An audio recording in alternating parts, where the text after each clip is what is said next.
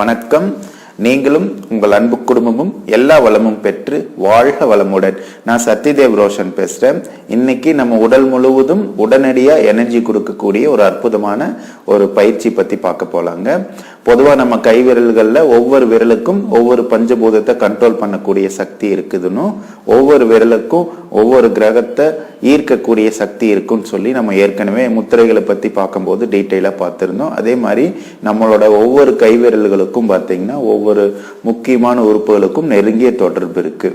கிட்டத்தட்ட உடம்பு ஃபுல்லா இருக்கிற உறுப்புகளுக்குமே நம்ம கை விரலுக்கும் டைரக்ட் கனெக்ஷன் இருக்கு. இங்க நம்ம கை விரல்கள்ல சில பகுதிகளை அழுத்தம் கொடுக்க போகும்போது அந்த உறுப்புகளுக்கு அங்க சக்தி கிடைக்கும்.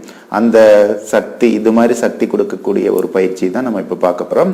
நம்ம உடம்பு ஃபுல்லாவே பாத்தீங்கன்னா 4 வகையான ஓட்டம் நடைபெறணும். அந்த 4 வகையான ஓட்டம் கண்டினியூவா நடந்துகிட்டு இருக்கணும். அது என்ன ஓட்டம்னா ரத்த ஓட்டம், காந்த ஓட்டம், வெப்ப ஓட்டம், காற்றோட்டம். இந்த 4 வகையான ஓட்டம் நம்ம உடம்பு ஃபுல்லாவே கண்டினியூவா நடந்துகிட்டே இருக்கணும். அதுல எந்த தடையும் இருக்கக்கூடாது. அதே மாதிரி வேக குறைபாடோ வேக அதிகமோ இருந்துச்சுனாலும் நம்ம உடம்புல நமக்கு ப்ராப்ளம் வரும். அதனாலதான் நோய் உண்டாகி, வலி உண்டாகி, நோய் உண்டாகி பெரிய பெரிய பிரச்சனைகள்லாம் நமக்கு வருது. இப்போ அந்த 4 வகையான ஓட்டமும் எல்லா இடத்துக்கும் கிடைக்கிறதுக்கு நம்ம நிறைய எக்ஸசைஸ் பண்ண வேண்டியது இருக்கு. உடம்புல இருக்கிற ஒவ்வொரு பகுதியும் அசைவு கொடுக்க வேண்டியதா இருக்கும். இப்ப நிறைய பேர்த்துனால எக்ஸசைஸ் எல்லாம் பண்ண முடியாது.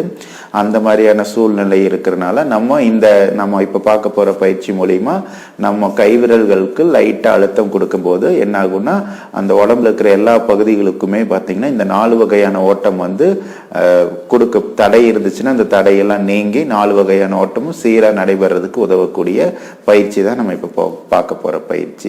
இது ரொம்ப சுலபமான பயிற்சி. எல்லாருமே இந்த பயிற்சி செய்யலாம். எப்ப வேணா செய்யலாம். சாப்பிட்டதுக்கு அப்புறம் 1 மணி நேரம் கழிச்சு நம்ம பண்ணலாம். இந்த பயிற்சி நம்ம செய்யறதுனால நம்ம உடம்புக்கு தேவையான எல்லா எனர்ஜியும் கிடைக்கும். நமக்கு இருக்கிற நிறைய பிரச்சனைகளுக்கான தீர்வு இது மூலியமா நமக்கு கிடைக்கும். இப்ப நம்ம இந்த பயிற்சி எப்படி பண்றதுங்கிறது பார்க்கலாம்.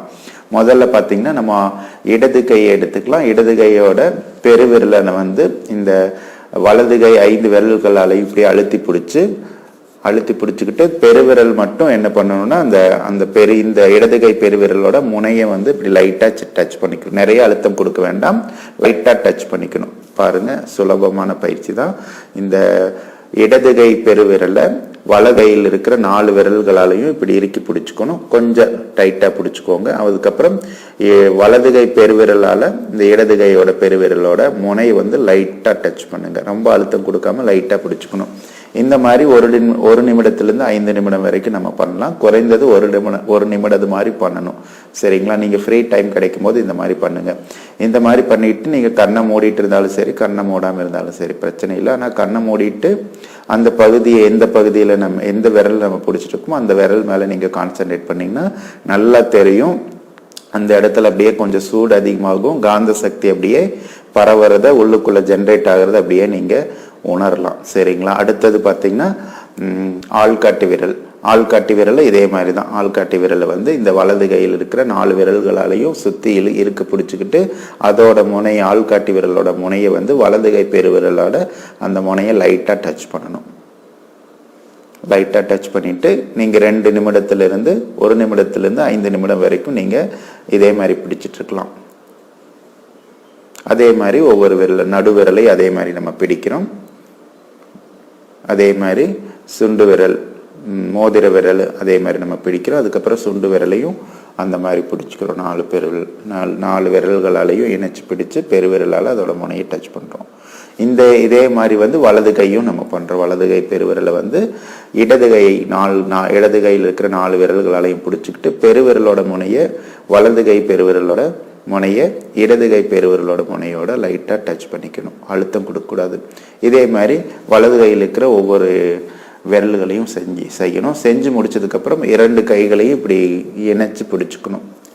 2 கைகளையும் வந்து எல்லா விரல்களையும் இணைச்சு கொஞ்சம் டைட்டாக பிடிச்சிக்கணும். இந்த மாதிரி நெஞ்சு பகுதிக்கு நேராக இப்படி வச்சுக்கிட்டு ஒரு 5 நிமிடம் 2 நிமிடத்துலேருந்து 5 நிமிடம் வரைக்கும் இருக்கணும்.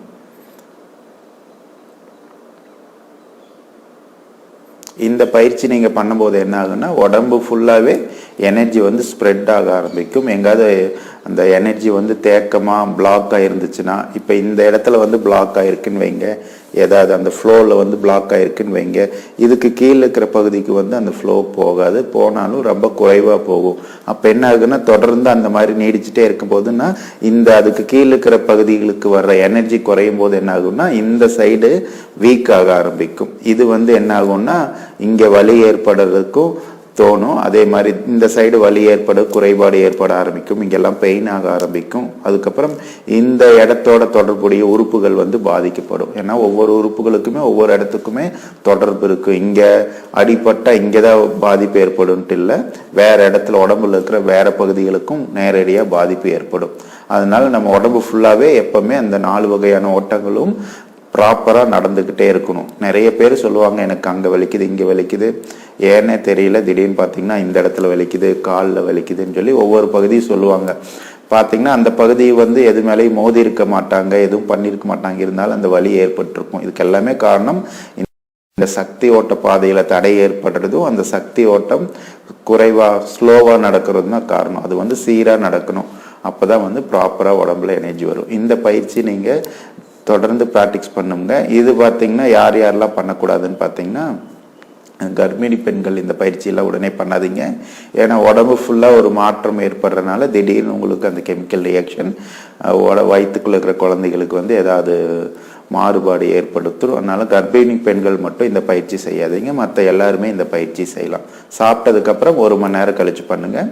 மற்றபடி இதுக்கு எந்த நேரம் காலம்லாம் இல்லை, நீங்கள் இந்த பயிற்சி எப்போ வேணால் செய்யலாம். எப்பப்பெல்லாம் உங்களுக்கு எனர்ஜி தேவைப்படுதோ இந்த மாதிரி பண்ணிக்கோங்க. நீங்கள் தினமும் பண்ணுறது நல்லது. அப்படி தினமும் பண்ணாட்டியும் வாரத்துக்கு 1 முறையாவது இந்த பயிற்சி செய்யுங்க. சரிங்களா? நீங்களும் உங்கள் அன்பு குடும்பமும் எல்லா வளமும் பெற்று வாழ்க வளமுடன்.